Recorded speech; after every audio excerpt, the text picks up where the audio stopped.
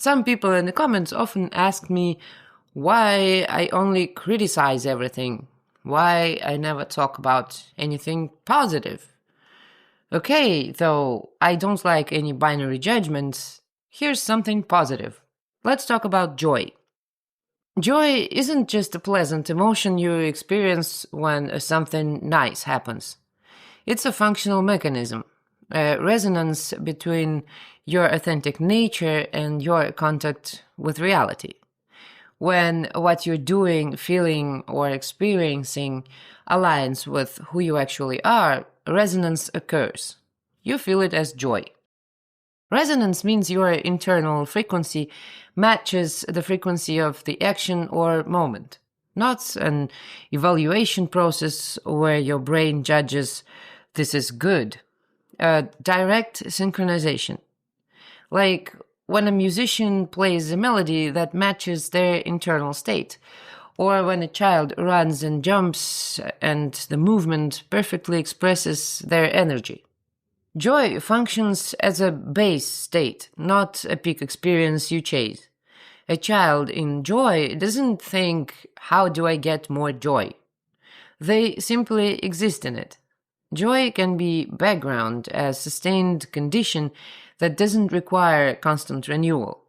This matters because the system has trained you to think of positive states as temporary peaks you must work to achieve and then lose. The system cannot allow this mechanism to function freely. Joy is autonomous navigation. When you trust joy, you know what's right for you without consulting external authorities, rules, or validation. You don't need anyone to tell you whether something matters. You feel the resonance directly. This makes you fundamentally ungovernable. Especially if it's unmonetized joy. The one that produces nothing, converts to nothing, serves no systemic function. Like joy from lying on your back watching clouds. Joy from a conversation that goes nowhere. Joy from making something no one will see. Joy from doing absolutely nothing productive. This joy generates no value, converts to no capital, advances no goal. It simply is. That's the threat. You're experiencing fulfillment while contributing nothing to the machine. You've found a source of meaning the system can't monetize, control, or redirect. You're autonomous. So the system deploys multiple operations to sever your connection to joy. While it can't remove your capacity for it, that's biologically impossible, it installs interference patterns that prevent resonance from forming or corrupt it when it does. A child eats ice cream and experiences joy, not because they've been taught that ice cream equals happiness. There's direct contact between them and a pleasant experience.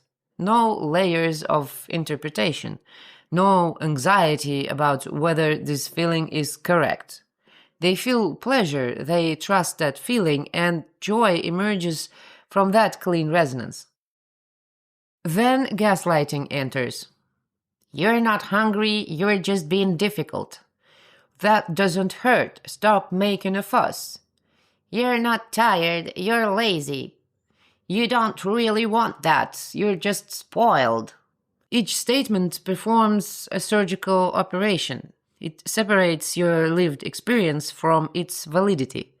You continue to feel hunger, pain, exhaustion, desire, but you learn that these feelings aren't reliable sources of information about reality.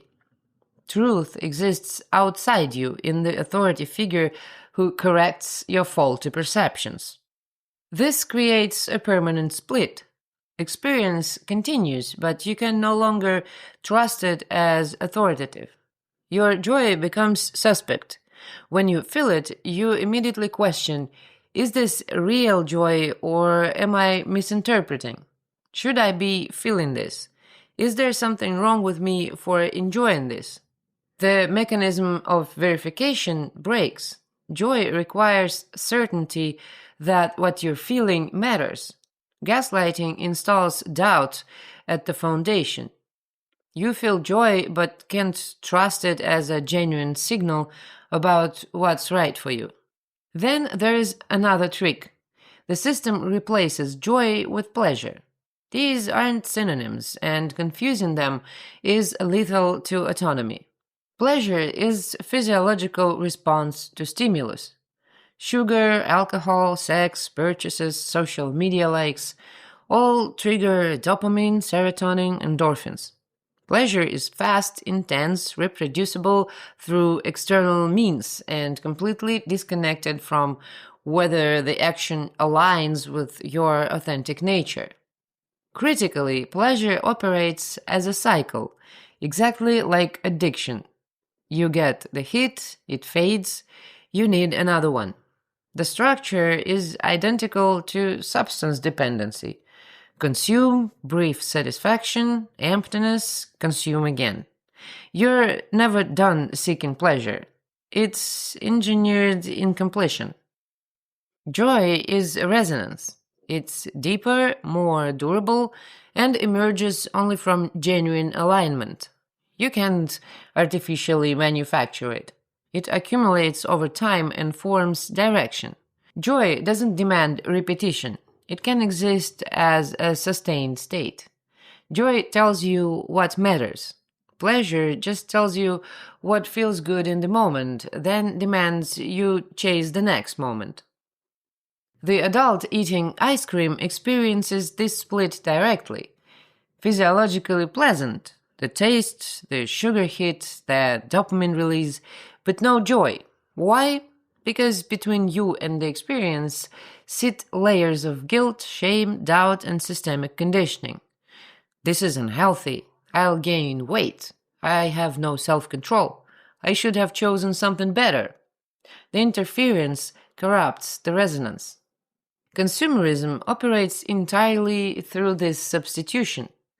The system cannot provide joy. That requires autonomy and authentic action. But it can provide an endless stream of pleasures. Shopping, entertainment, food, screens, substances. These pleasures are intense enough to mask the absence of joy. You stop noticing that the navigation system isn't working because you're constantly getting dopamine hits. You feel empty, so you consume. You get pleasure, which briefly fills the void. The pleasure fades. The emptiness returns. You consume again. The cycle is perfect. You're chronically dissatisfied, but never address the actual problem, which is the absence of joy as resonance. And here comes shame. Shame and joy cannot coexist. They compete. Joy says, this action is right for you. Shame says, this action is socially unacceptable and marks you as defective. When both activate simultaneously, shame wins because it's the system's main control mechanism that has priority in the systemic paradigm. A child learns. If they express joy at the wrong thing, the parent withdraws approval. Approval equals safety. Joy becomes dangerous. A child feels joy from something spontaneous and expressive. The parent responds with disapproval, mockery, or correction. Shame activates. Joy extinguishes instantly, not gradually, but like cutting power. This happens enough times and reflex forms. Joy means automatic shame. You don't need external triggers anymore. You suppress your own joy preemptively. This is why adults often can't explain why they feel guilty about enjoying something. There's no rational reason. It's an installed reflex designed to prevent resonance from forming. Besides shame, there's also guilt. The system hasn't left a single source of joy without a guilt mechanism. This isn't accidental variance. It's comprehensive architecture. Physical pleasures get contaminated first. Food, Sweet things make you unhealthy and fat, rich foods damage your body, eating too much shows lack of control, expensive food is wasteful when others are hungry. Even basic nourishment becomes a moral minefield. Sleep and rest. Sleeping too long means you're lazy, napping means you're unproductive, simply lying down doing nothing means you're wasting your life. Sex carries religious guilt through sin and lust, secular guilt through objectification and excess, moral panic around partner count and fantasy content. The system can't eliminate these pleasures entirely. Biology is stronger, but it can poison the experience. You get the dopamine, but not the joy, because guilt creates interference. Social and relational joys receive the same treatment. Spending time with friends becomes guilt over wasting time when you should be working. Holidays and celebrations require justification. You have to have earned this break, and even then, the guilt about money spent and time lost lingers. Most insidiously, living for yourself rather than others gets coded as selfishness. The system builds a binary. Either you're good and sacrifice your joy for others, or you're selfish and experience joy for yourself. If you also have a feeling that the whole morality is kinda anti-joy, you're right.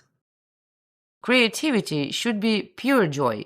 You make something from nothing, express what's inside you, explore freely. The system transforms it into anxiety. Fear of judgment colonizes the creative process. This isn't good enough, people will laugh, who am I to do this, someone already did it better.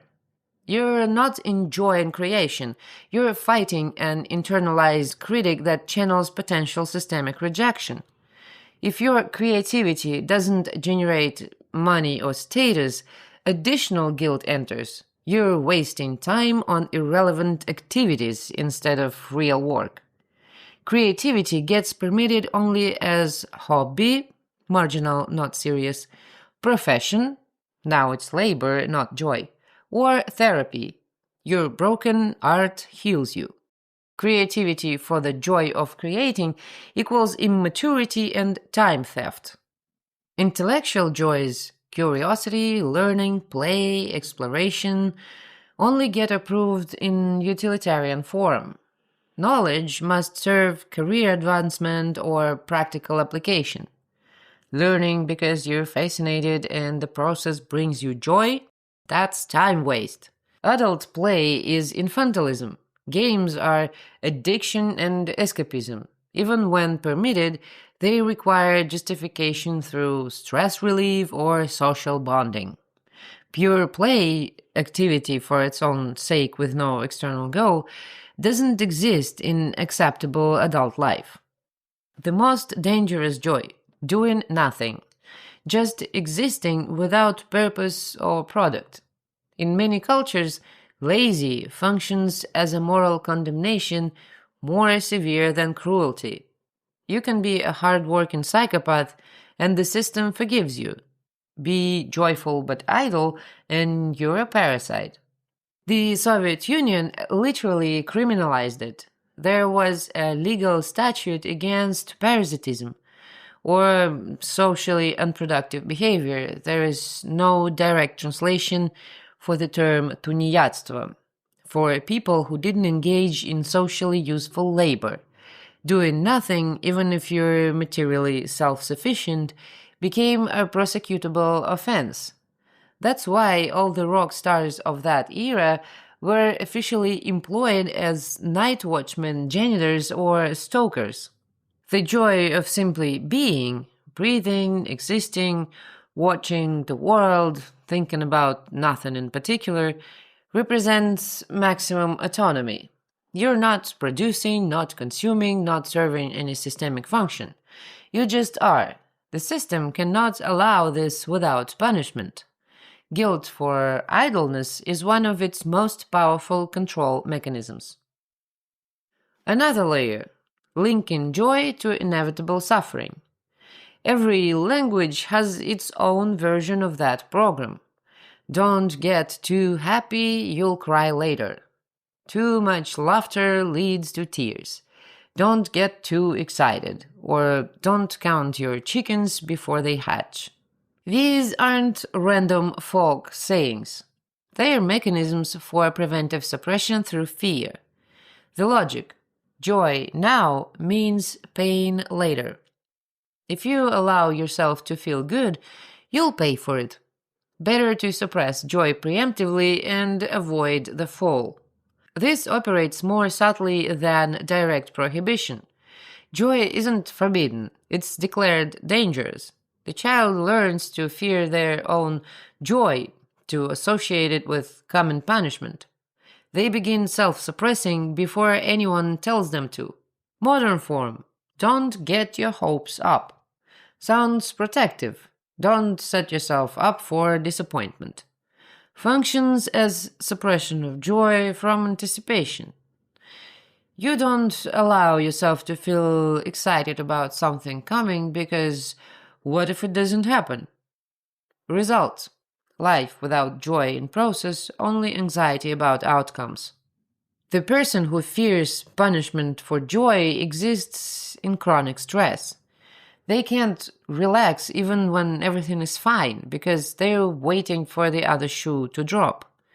This person remains constantly vigilant for the inevitable strike and never has access to joy as navigation. They need constant external validation. Is it safe to feel good about this? The punishment rarely comes, but the belief that it will kills joy with perfect reliability. When your capacity for joy as resonance gets systematically destroyed, you lose your primary navigation tool. You don't know what's right for you anymore because the signal that tells you is corrupted or silent. You go through motions, work, relationships, activities, consumption, but there is no resonance. You might get pleasure, dopamine from purchases, food, screens, but pleasure without joy is just a stimulus response. It doesn't accumulate into meaning or direction. It fills time but creates no path. The search for external meaning begins here. When you can't generate meaning through accumulated joy resonance, you look for philosophical formulas, religious answers, self-help frameworks, anything that will tell you what your life is supposed to be about. But meaning cannot be imported. It emerges from the pattern of what brings you joy. When that mechanism is broken, no amount of reading about meaning will help. You're trying to solve the wrong problem. The actual problem is interference patterns blocking resonance. Guilt creating dissonance between you and experience. Shame suppressing joy before it forms. Fear making you distrust joy when it appears. The substitution of pleasure for joy making you think you're satisfied when you're actually empty. You don't find joy. You remove what's blocking it. And this is why my channel isn't about love, light, and any of that positive bullshit. The only way to find what's yours is to see clearly what isn't, because what's yours will be something unique and no one can tell you what it is exactly. But the systemic lies are universal. We are all living in the same cage. Joy, as it turns out, is the foundation for something the system has convinced you to search for endlessly, the meaning of life. But we'll examine that in another video.